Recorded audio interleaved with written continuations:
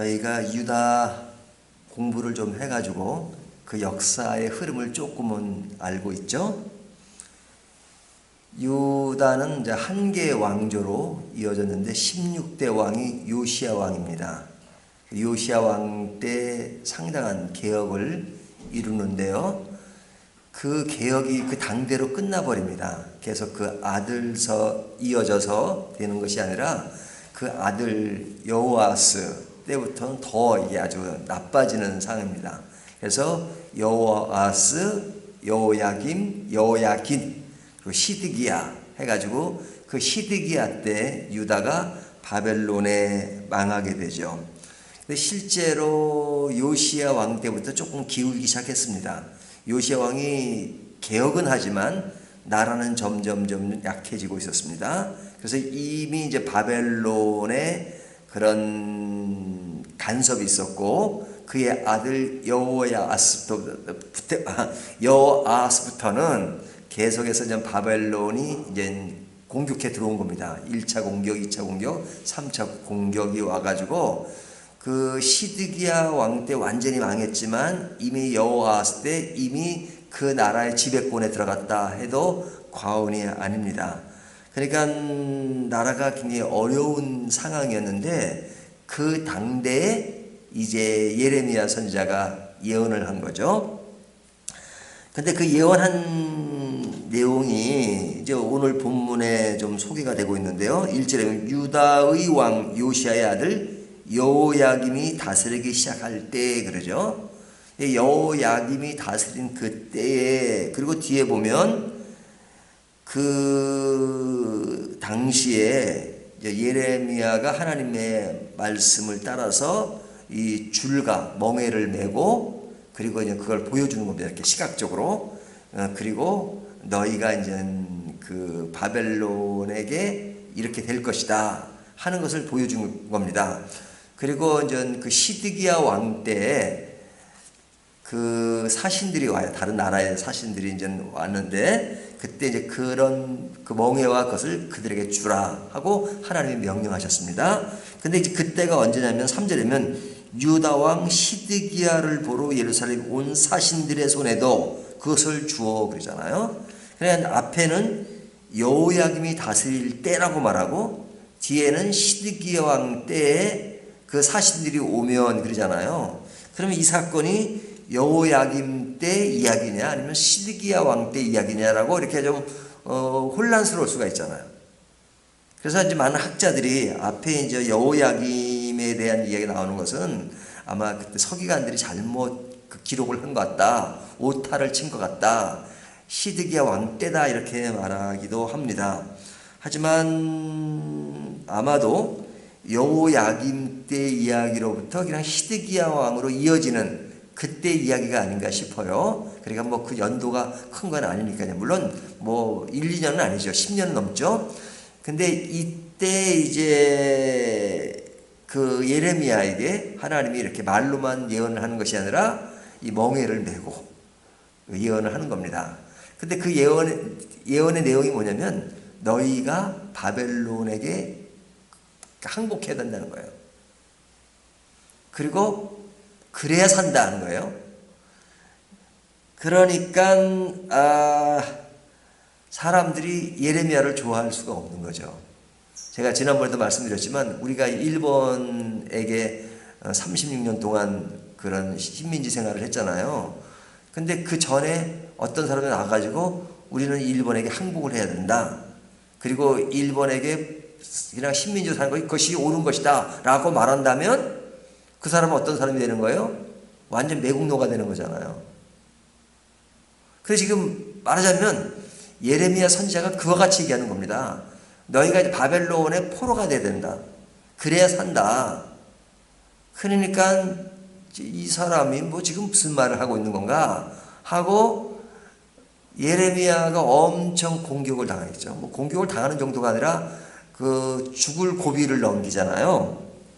근데 예레미야 입장에서 볼 때는 본인도 바벨론의 포로가 되는 걸 원치 않죠. 근데 왜 그렇게 예언을 해요? 하나님이 그렇게 하라고 하시니까 하는 거잖아요. 본인도 그걸 원치 않아요. 그러니까 자기도 원치 않는 것을 행할 때 굉장히 힘든 거죠. 그래서 그거를 실제 성경을 보면 3절에 유다의 왕 시드기야를 보러 예루살렘에 온 사신들의 손에도 그것을 주어 에돔의 왕과 모압의 왕과 암몬 자산의 왕과 두루의 왕과 시돈의 왕에게 보내며, 이것이 예레미야 선지자가 한 일이죠.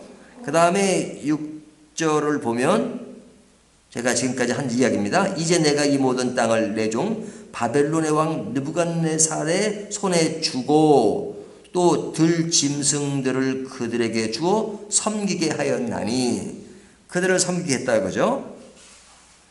그 다음에 8절을 보면 여호와의 말씀이니라 바벨론의 왕 느부갓네살을 섬기지 아니하며 그 목으로 바벨론의 왕의 멍에를 매지 아니하는 백성과 나라는 내가 그들이 멸망하기까지 칼과 기근으로 전염병으로 그 민족을 벌하리라. 그러니까 그들에게 순응하지 않으면 벌받는다. 도리어 그렇게 하신단 말이죠. 이런 이야기를 지금 예레미야가 계속 하는 겁니다. 그리고 이제 9절부터 11절까지 내용은 뭐냐면, 거짓 선지자들이 너희가 바벨론에게 순응하지 말라. 예레미야가 예언한 것처럼 말하지 않는 것은 거짓 선지자들이 하는 것이다 하는 이야기를 9절부터 11절까지 하는 겁니다. 뭐 9절 한 절만 보면요, 너희는 너희 선지자나 복술가나 꿈꾸는 자나 술사나 요술자가 이르기를 너희가 바벨론의 왕을 섬기게 되지 아니하리라 하여도 너희는 듣지 말라, 이렇게. 그러니까 아까 1번의 예를 든 것처럼 예레미야 선지자가 하는 것을 민족주의적인 입장에서 보면 완전 매국노인 거예요. 근데 하나님이 이렇게 명령을 하셨어요. 자, 근데 이제 나중을 보면 어떻게 됩니까? 유다가 바벨론에 망하게 되잖아요. 그리고 바벨론의 포로로 끌려가는 사람들, 그 사람들이 어떤 생각을 하게 돼요? 바벨론은 우상의 국가라고 해도 말이 아니죠. 가온이 아니죠. 근데 우상의 국가에 가서 우상을 섬겼나요? 아닙니다. 바벨론에 가서 그들은 진짜 하나님을 그리워했어요. 성전을 그리워했어요. 그 그리움의 세월이 70년이 지난 이후에 그들이 돌아와서 한 일이 성전을 건축한 일이었잖아요. 재건한 일이었잖아요. 그런데 그들을 향해서 하나님은 뭐라고 말씀하냐면 그들이 남은 자다고 이렇게 말씀하세요. 도리어 유다 안에 있었던 자와 바벨론 외 다른 곳으로 갔던 사람들이 부정적인 것으로 표현되고 있단 말이죠. 그러니까 하나님의 역사라고 하는 것은 참 신비로워요. 우리가 생각하는 것과 달라요. 어떨 때는 우리의 상식과 하나님의 생각이 일치될 때도 있지만 그렇지 않을 때도 있단 말이죠. 그렇지 않을 때 순종하기가 참 어려운 거죠. 일치되면 뭐 순종할 게 뭐 어려울 게 뭐 있어요. 내 생각도 이런데 하나님의 생각도 그렇고. 우리가 요나서에 보면 요나가 하나님의 명령을 등지고 도망하잖아요. 근데 3장에 와가지고는 요나가 외쳐요. 근데 요나가 3장에서 외칠 때 보면 하나님의 말씀과 자기 생각과 좀 틀린 것 같지가 않은데 내가 좀 오버했나 보다 그런 생각을 하는 겁니다. 왜? 그 사람은 니느웨 성이 멸망하는 것을 원했던 선지자예요. 근데 하나님이 40일이 지나면 무너지리라 외치라 그러니까 요나가 생각할 때 40일이 지나면 무너지는 건 내가 바라는 바인데 그래서 강렬하게 외치잖아요. 근데 하나님이 말씀하시는 40일은 뭐예요? 진짜 40일 후에 심판하겠다는 것이 아니라 경고잖아요. 경고. 근데 요나 선지자의 입장에서는 경고로 듣지 않는 거죠. 진짜 망하기를 원하는 거죠. 그러니까 하나님의 생각에 오해를 한 거죠.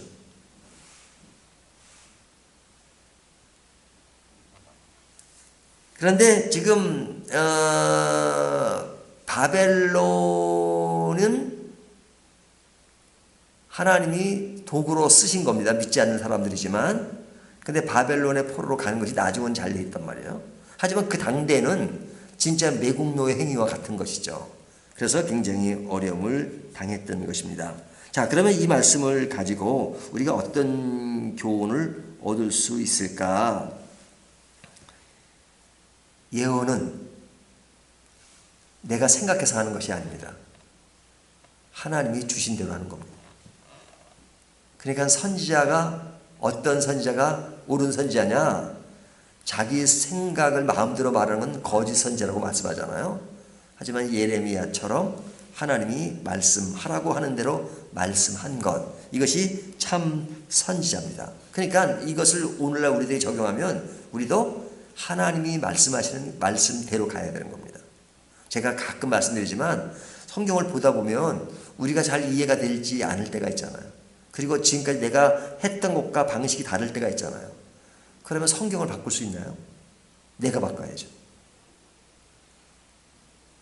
내 생각과 다르다 하더라도 하나님의 말씀이면 그대로 가는 겁니다.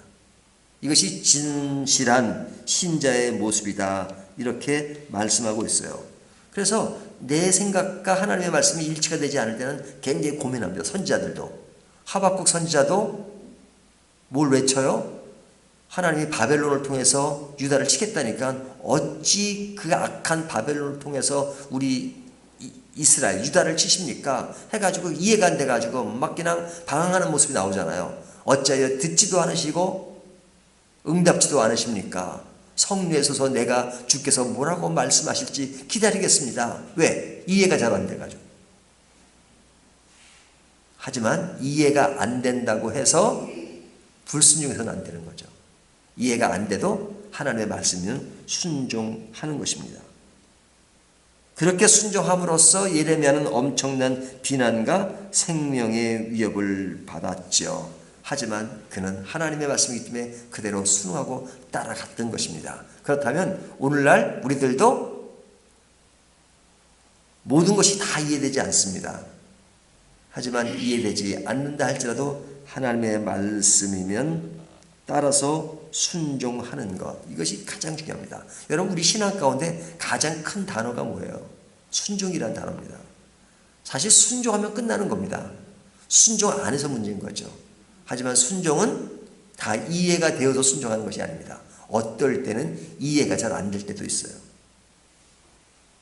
그렇잖아요. 어떤 집안에 보면 불의한 사고가 일어납니다. 근데 왜 하나님이 이런 일을 우리 가정에 일어나게 하실까? 그럴 때도 있잖아요.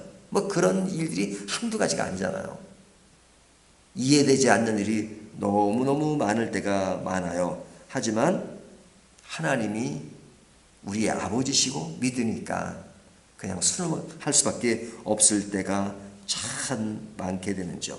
그러나 긴 세월을 보면 우리들의 당대 시대가 아니고 영원한 하나님 나라의 관점을 보면 그 모든 것들은 다 무의미하고 헛것이 아니에요. 하나님의 뜻이 있고 큰 범주 안에 보면 하나님의 이런 뜻이 있었구나. 나중에 우리가 이해하게 되죠. 지금 우리가 보이는 것은 희미하나 그러나 그때가 되면 완성된 그날이 보면 그 모든 것이 이해가 될 때가 있을 것이다 라고 성경은 그렇게 말씀하고 있잖아요. 하나님의 역사는 분명히 의미가 있는 것입니다. 이 말씀 생각하시면서 우리들의 순종, 이해로만 순종하는 것이 아니라 이해가 되지 않아도 순종하는 것이 믿음의 길이다 하는 것을 다시 한번 생각하는 저와 여러분이 되시기를 주님의 이름으로 축원합니다.